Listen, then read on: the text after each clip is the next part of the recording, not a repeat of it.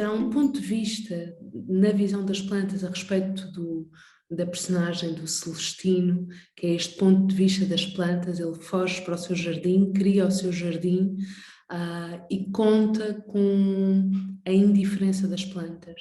Para mim, esse ponto de vista das plantas que não o julgam, que não o acusam, que não o castigam, era um ponto de vista importante, porque era um ponto de vista que tinha um paralelo com um modo de escrever que eu tento levar a cabo nos meus livros, que é escrever sobre figuras, personagens, julgando-as o mínimo possível. Quer dizer, é como se eu, ao escrever, estivesse a tentar emular o ponto de vista das plantas. Tento julgar o mínimo para poder ouvir o melhor possível as personagens. E, portanto, para mim, eu andei ali à volta dele, daquela figura estranha, daquela figura sinistra, um pouco como se fosse uma espécie de planta à volta dele, a crescer à volta dele. E isso acabou por facilitar o modo de lidar com uma personagem tão estranha e tão sombria. Portanto, acabou por me adotar o ponto de vista das plantas, acabou por me ajudar.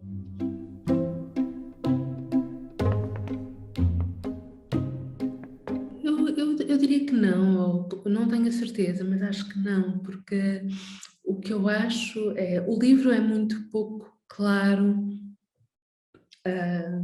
deixa em aberto saber se Celestino tem ou não tem a consciência tranquila.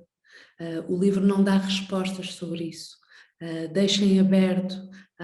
Ele é um homem assombrado por fantasmas das suas vítimas, mas esses fantasmas também não o acusam de nada, não o castigam de nada, não o assombram num sentido negativo.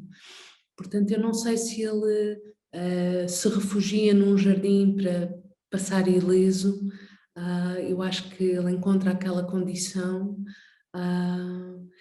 acho que ele se sente bem naquele isolamento, mas não sinto que ele tenha ido para lá com o intuito de escapar de alguma coisa, porque eu não sei se ele sentia que tinha alguma coisa de que escapar.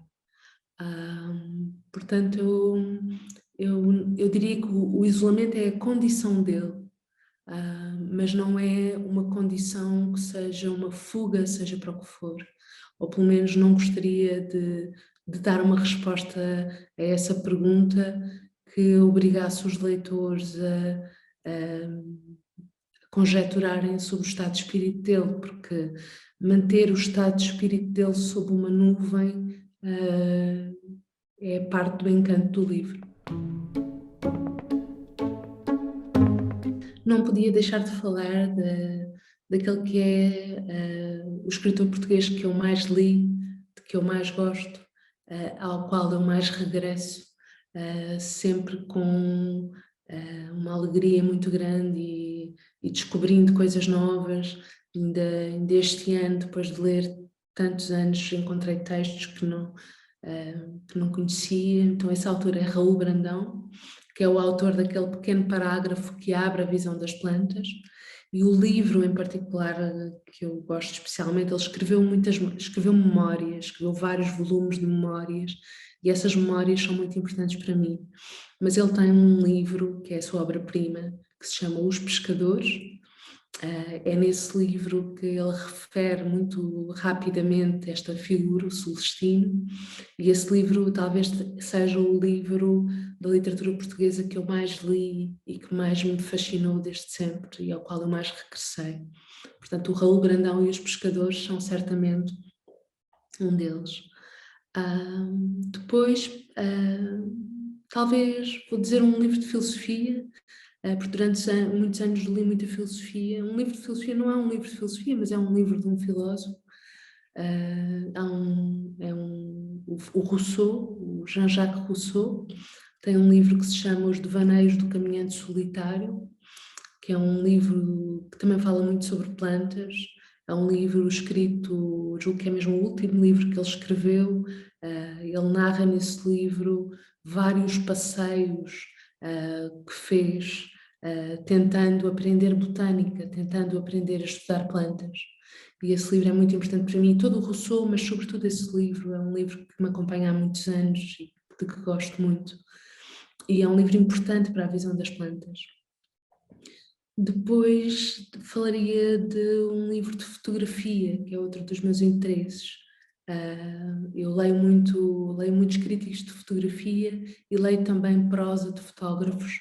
Há um livro que chama-se Why People Photograph, Porque Fotografamos, do Robert Adams. É um fotógrafo americano muito importante que gosto muito.